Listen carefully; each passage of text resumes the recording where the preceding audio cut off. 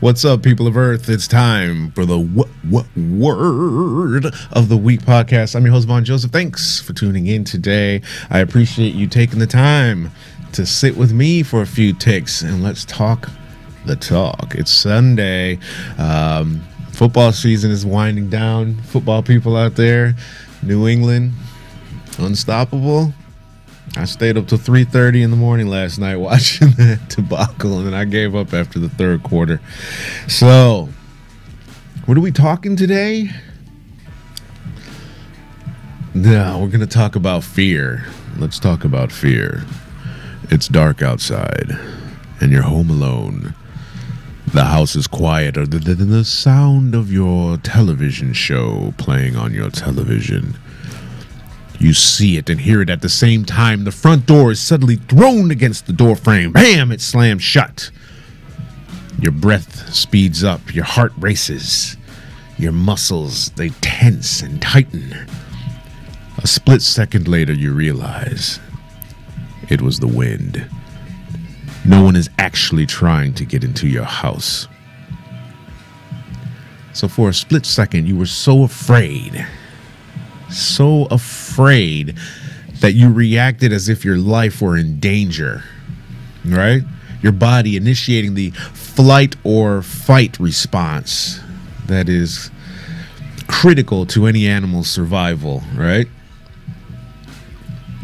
But really, there was no danger at all. There was no danger. You were not in danger. What happened to cause such an intense reaction? Fear. That's what. Well, what exactly is fear? Fear is a chain reaction in the brain that starts when a stressful stimulus,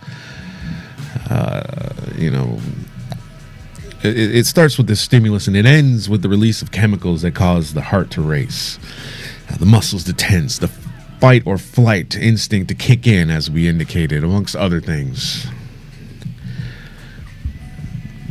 The stimulus could be many things. It could be a spider. It could be a knife at your throat.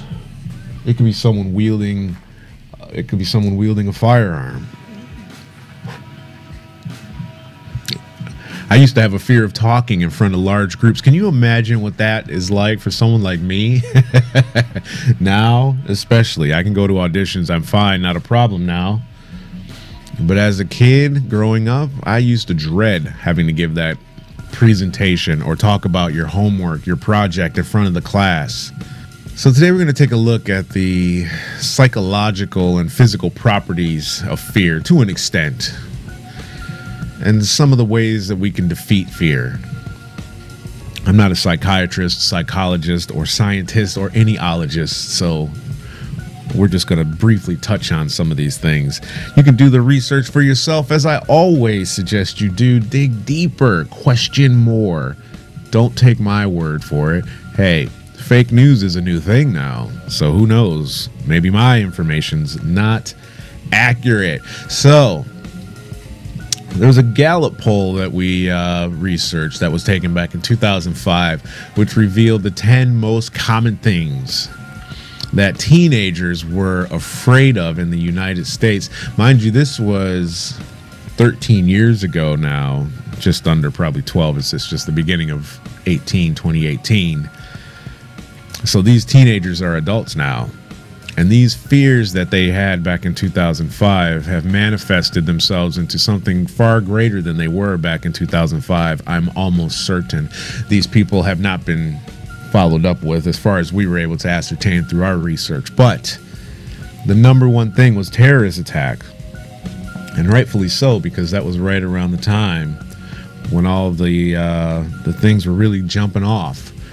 And of course, there were other ones like fear of death, spiders, failure, heights. Others were they were afraid of being alone, the future. Wow. Nuclear war, that's always a big one.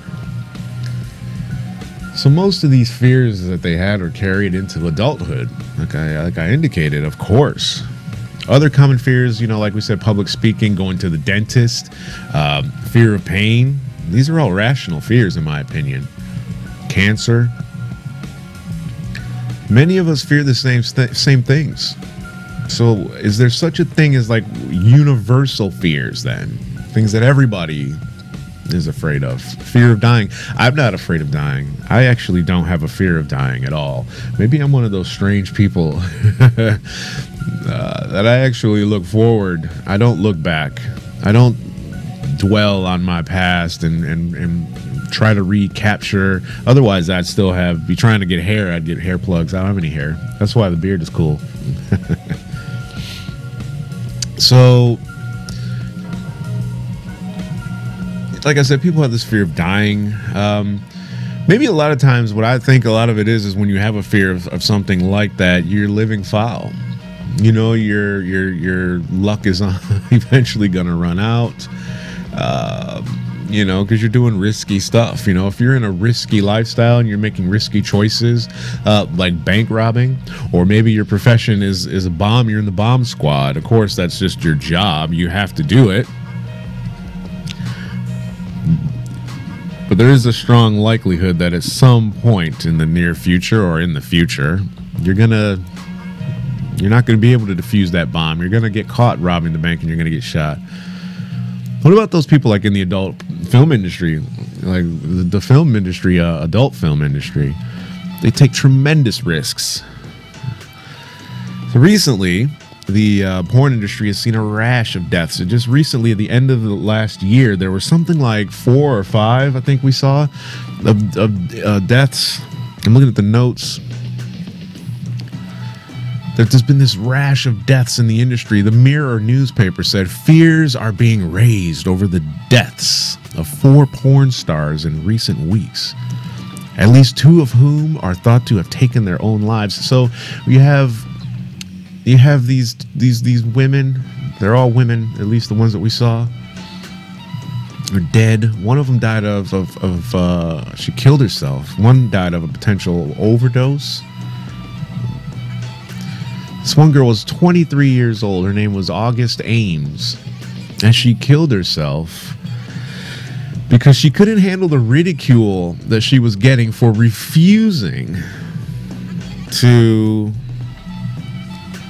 make a film with a guy who has sex with men, or gay for pay, I think is what you said it's called, gay for pay, in the industry. So this guy has unprotected sex with other men, you know, to make movies. He says he's not gay or whatever, but she refused to participate in a film with this guy. Not that any of this matters, but maybe this may have led into why she's was in the industry, as she had a history of mental health issues and sexual abuse growing up. But this girl hung herself. She's dead because she couldn't handle the ridicule from her critics.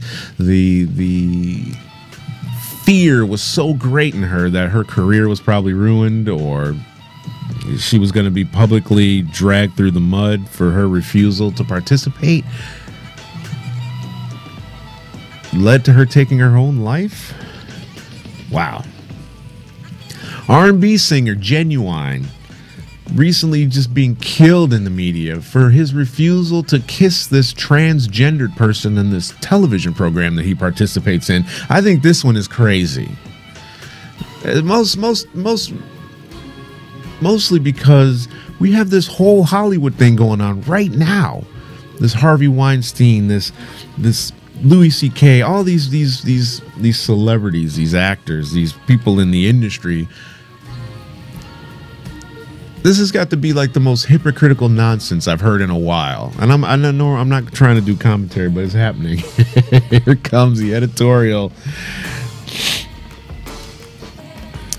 So if a man doesn't want to be sexually advanced upon, too bad. And depending upon who is making that advance, you have a label for that person. So if it were a gay man, he'd be homophobic, because this one's transgender. Now he's transphobic. No, he just didn't want to kiss that person. Period. Harvey Weinstein's ugly, in my opinion, overweight Jewish guy. Take your pick. So if you label a person that refuses his advances anti-Semitic, he's Jewish. I don't want anything. Get him off me. Get away from me. or he's overweight, so now you're fat shaming, right? So you get to attack that person.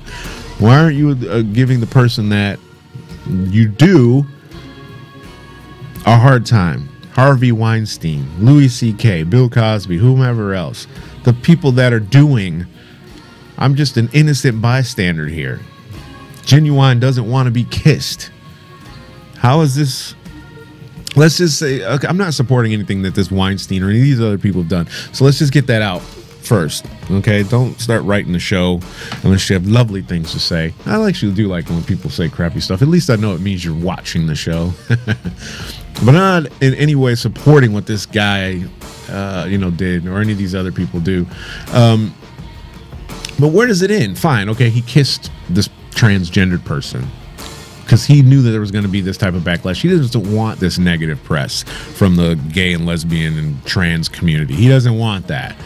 His career is not where it used to be. He's trying to make a comeback.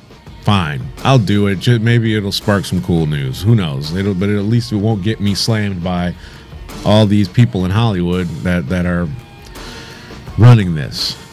Now what? So the person wants to have sex with me. He refuses. Now is he still transphobic? Where does it end? Line gone, right? Anyway, let's keep it moving. I'm sure Genuine thought that there would be thought that there would be backlash to this. But just like him, my reaction would have been the same. I'm not kissing you. That doesn't make me transphobic. It makes me uninterested in kissing you. Get away from me. The same way I don't want to kiss someone that has that crusty, nasty white stuff on the sides of their mouth.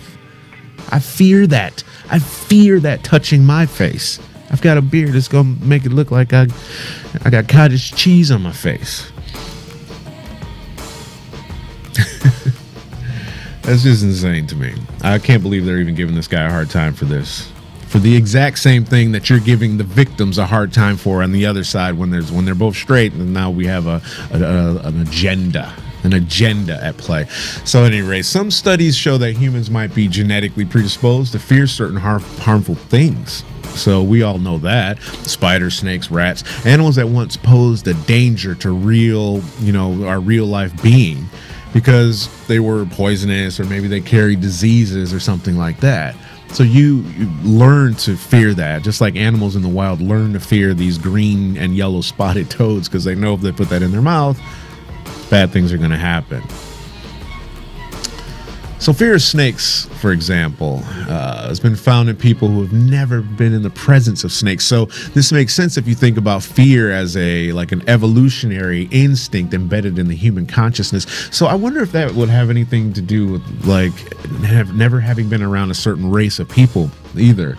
So if I've never been around, I don't know, white people, or I'm white and never been around black people or whatever, or Hispanic or Russian. I don't know.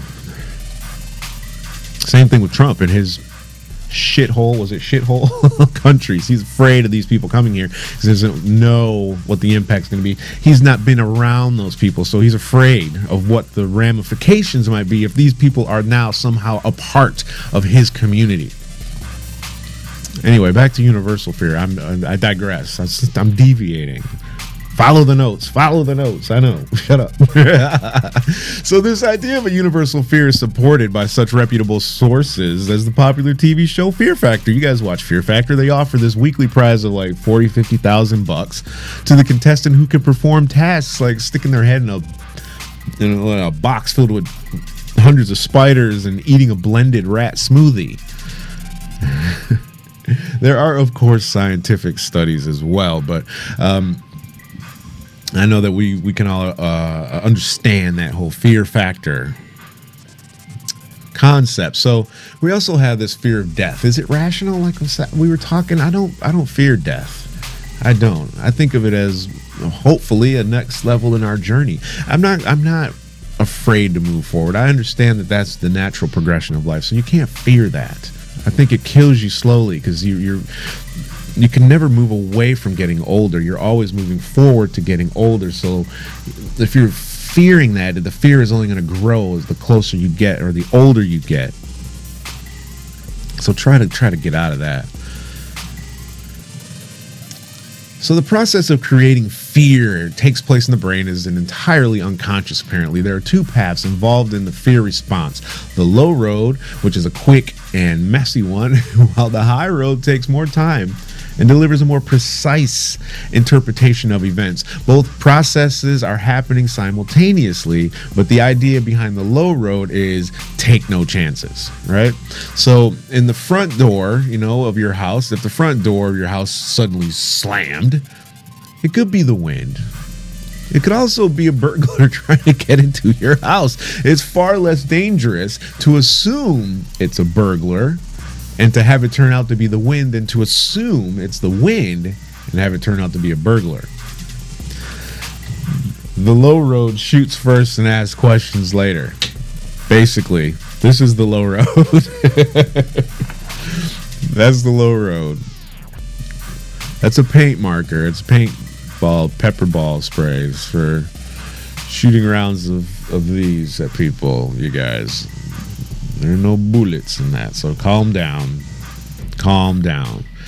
Sometimes our fear is totally justified. We know people are out to get us. We know this is a fact. The media tells you this every single day. There's something going on. We even have a terrorist threat level, so you know that people are out to get you. You understand that. So that is a rational fear to have. So there's this man that was arrested. His name was Utana Chaco Chung Cheech Chong or something. I don't know. This guy's 30 years old. He's sends a message to the Pittsburgh Steelers, and he says the Steelers game will be packed, and that's when I plan to kill Steelers football players and fans before taking my own pitiful life. That is ridiculous. So I want to commit suicide, and I'm taking some of you bitches with me. Now that's scary. I can't go out into the world and have a good time knowing that this exists, knowing that threat is imminent and it's there, right? This was the very premise for a short film that I wrote years ago. I won't give the exact details, but it was based around a terrorist event happening at all these sporting events because we're all there. And how easy is it to... Anyway, we'll finish the film this year. You can watch it. If you want to film it, it's written. You want to watch it. So anyway, one of the worst absolute forms of fear is when the threat cannot be identified or stopped. So countless people are giving are given information, on the news. We see when things are going to happen. We know there's a tornado coming or a hurricane coming. You don't know when that earthquake is hitting. You don't know when, these mudslides or any of this stuff is going to happen. So when things are out of your control, I think or unexpected is when the fear is much, much greater. So countless people were given this on their mobile devices, on their televisions just yesterday. So this is Hawaii, 38 minutes of fear. If you didn't see this is insane to me. When I saw this, I was shook. I had never seen anything like this before. Growing up, you always hear about the emergency broadcast system. This is only a test. Well, this is not a drill, it says. And we know that the threat of ballistic missile attacks from North Korea is very, very probable. We know North Korea wants to blow stuff up. Now we have this seemingly reputable and credible agency telling us, the citizens of America, Hawaii in particular, there's an imminent threat. It's coming. Take shelter. Get to cover. Run for your lives. Can you imagine the panic, the fear, the absolute uncertainty, the unknown of what's happening, what's going on around you? What would you do? What can you do? Nothing. I remember when I lived in Los Angeles, and I lived up in the Hollywood Hills, and you could see the Hollywood sign from our front porch. It was great. It's 2007. There was a fire up there, and I'm filming, taking little pictures and stuff with my little cheap camera. This was way back before the iPhones and stuff. And it kept coming a little closer, and I was like, huh. What do you do? And ironically, my car was in the shop. I was getting a new My car, I didn't have a car, so I had to call Enterprise. I called the rental company place. I didn't need the car. I was fine without a car until the hill was on fire right in front of the house. I had a fear that was going to, the wildfires, you've seen the fires in LA. What's going on out there right now? This was right in front of my house 10 years ago, 11 years ago. Remember the tsunami that took out Japan? The Fukushima nuclear power plant? Oh, yeah, a fear because I'm watching the news. Well, this could come back and, huge tidal waves and tsunamis off the California coast. Earthquakes, plate tectonic shifting under the earth. Fault lines, death, destruction. LA falling into the earth. California, here it comes. And I lived in the hills. So is this a rational fear? What do? I packed up the car and I packed up the dog and I was like, we just have to drive inland. I live in the hills, but I'm watching a film, a disaster film take place right in front of my eyes on live TV. Cars being swept off the street, boats, houses. It was chaos. So fear can be rough. Fear can take over. Fear can manifest itself in the ego, and it can just cause all kinds of problems. There's certain things that we can do to help alleviate this. Experiencing fear every now and then, it's a natural part of life, but living in chronic fear can be both physically and emotionally debilitating. You have to move forward from that. You can't let it dominate your life like that. I know people, there's people that have phobias. They're afraid to come out of the house. They're afraid to get on the elevator. They're afraid to fly on planes. I don't like flying on planes. As soon as that turbulence hits, I'm hitting the buzzer. I need another vodka and no ice, please. Let's go. Let's keep them moving, because if I'm going down, living with an impaired immune response and high blood pressure causes illness.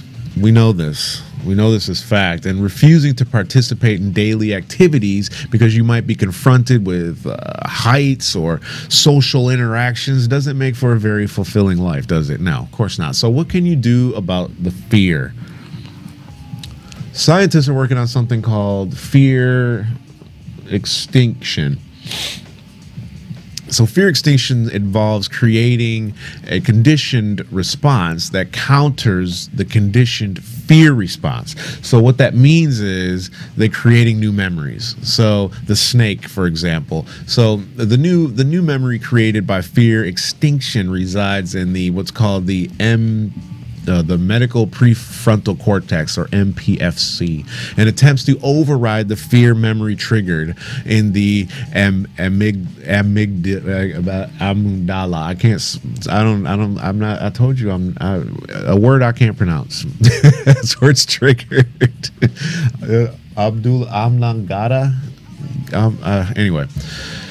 So basically it gets down to exposure. So if you're afraid of snakes and you're going to a snake farm for the weekend, that's just what you need to do. The fear is still going to exist, but you're going to have a different set of memories attached to that fear. So eventually those fears sort of work themselves out in the wash, so to speak. You won't be afraid of them as much. It'll be lessened over time. So there's also medications available if that's your preferred route, but these only serve to speed up the exposure therapy, right? They don't actually replace it. So that could be helpful as well. I prefer not to put synthetics in my body. So this hypothesis was played out in a study that was put on, it was done on rats who'd been conditioned to associate a bright light with a shock. They were getting a shock, kind of like cat's eye when the guy was smoking.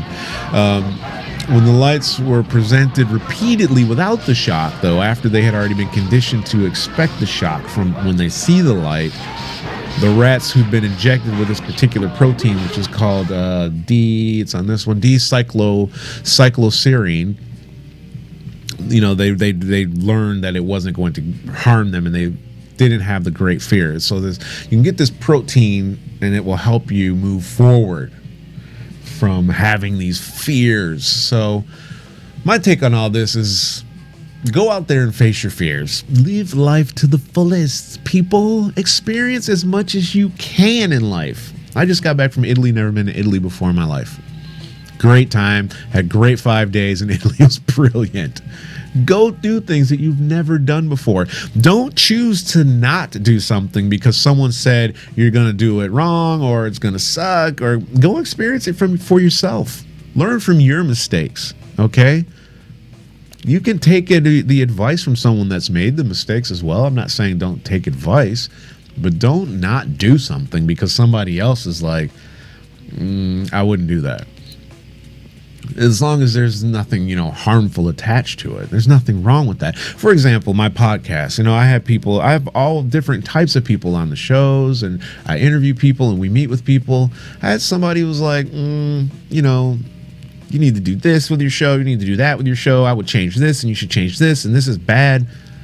They don't even have a show. They've never even done a show. How are you going to tell me how to do something you've never even done? This is my journey. You don't even have but 2 shows on your show a year later, and you're trying to critique my show. You have to keep that away from you because that's just going to create fear in you. Oh, man, self-doubt. I don't know if I can do it. They said whoop-de-whoop-de-woo. Really? Where's your podcast at? I make money on my show. How much money are they making? I met a comedian when I lived in LA. I wanted to, enhance my acting. I was taking stand-up comedy classes, to learn how to write comedy and jokes, blah, blah, blah, because I was more of a dramatic actor. Still kind of am, but whatever. And I ran into this comedian named J. Anthony Brown at Sprint, the Sprint store, the mobile phone store. So I was like, Jay, we started talking. And I said, I'm like, yeah, I'm taking these comedy classes, whoop-de-whoop. And he said something to the effect of, because I asked him, I'm like, should I be taking these classes? Because I was still kind of new to LA. And I know LA is a big hustle. They're always like, you need new headshots or you need to take this class. He says, who's teaching the class? He goes, you ever heard of who's teaching the class? I said, no. He said, then get the hell out that class. How's somebody that doesn't even have the experience themselves going to teach you how to do what you're trying to do? And it makes sense. But of course, we live and learn. Over Christmas, I faced one of my fears. The fear of police, going into the police station. So what did I do? I went into the police station with a bag full of rifles, handguns, and ammunition. Confront your fears. I didn't get shot. I've shot bullets and guns. Thanks for watching. Listen to our stuff on iTunes, Podbean if you like listening, TuneIn Radio, Stitcher Radio, Deezer, whatever. Tune in to v3tv.uk if you want to watch, or you can subscribe to the YouTube channel. You'll get updates there as well. That's what's up.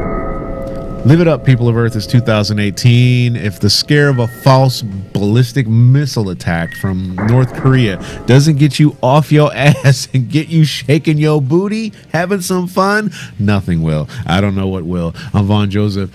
Peace.